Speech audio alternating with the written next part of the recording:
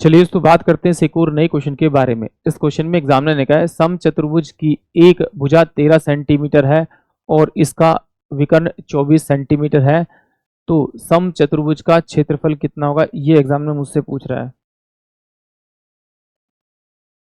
तो समचतुर्भुज क्या होता है, जिसकी सभी साइडें क्या होती हैं, आपकी बराबर बराबर होती है और उसके जो डायगोनल होते हैं, विकर्ण जो होते हैं, वो 90 डिग्री पे एक दूसरे को बाइसेक्ट करते हैं 90 डिग्री पे। एग्जामिनर ने कहा इसकी एक साइड 13 है, तो ये भी साइड मेरे पास में 13 होगी और ये भी मेरे पास में 13 होगी और ये भी मेरे पास में 13 होगी। एग्जामिनर कह रहा है इसका एक डायगोनल 24 है, तो इसका मतलब है कि अगर इसका एक डायगोनल 24 है, मान लेता हूँ कि ये वाला पूरा 24 है, तो ये वाला हिस्सा इसका 12 होगा और ये वाला हिस्सा इसका 12 होगा, क्योंकि जो रोम्बस यानी कि सम चतुर्भुज का जो डायगोनल होता है, विकर होता है, वो एक दूसरे को इक्वली बाइसेक्ट करता है, यानी बराबर बराबर बाइसेक्ट करता है और 90 डिग्री पे करता है।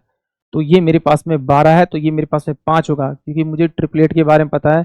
अगर ट्रिपलेट के बारे में पता है तो ये आपके पास में 12 हो गया, तो ये भी 12 थी, तो ये 5 हो जाएगा, क्योंकि 5 12 ये 13 होता है, तो ये मेरे पास में 5 हो जाएगा। यानी कि 10 इंटू में आप 10 इंटू में 24 बटे में आप 2 करेंगे तो इसका क्षेत्रफल आ जाएगा, क्योंकि रोम्बस का जो क्षेत्रफल होता है वो डायगोनल इंटू में डायगोनल बाय 2 होता है। तो इसे सोल्व करेंगे तो कितना हो जाएगा आपका 12, यानी कि 120 सेंटीमीटर स्क्वायर जो आएगा वो इसका एरिया आएगा। सेंटीमीटर स्क्वायर में क्या होता है, एरिया होता है और वॉल्यूम क्यूब में होता है। एक बार इसको देख भी लेते हैं, फिर अगर बाई चांस हो सकता है किसी बच्चे को ना समझ में आए।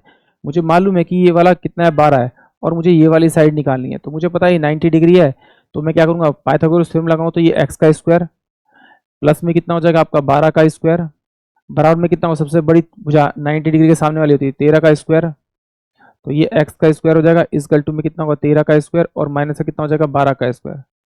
तो एक्स स्क्वायर इक्वल टू कितना होगा, एक बार इन दोनों को जोड़ दीजिए आप, तो ये कितना हो जाएगा आपका 25। एक बार इनको घटा दीजिए, तो एक्स इक्वल टू क्या हो जाएगा, अंडर रूट के अंदर क्या आ जाएगा 25, तो बाहर निकल के आएगा 5। यानी कि ऑप्शन बी। आई होप आप सभी को क्वेश्चन समझ में आया होगा।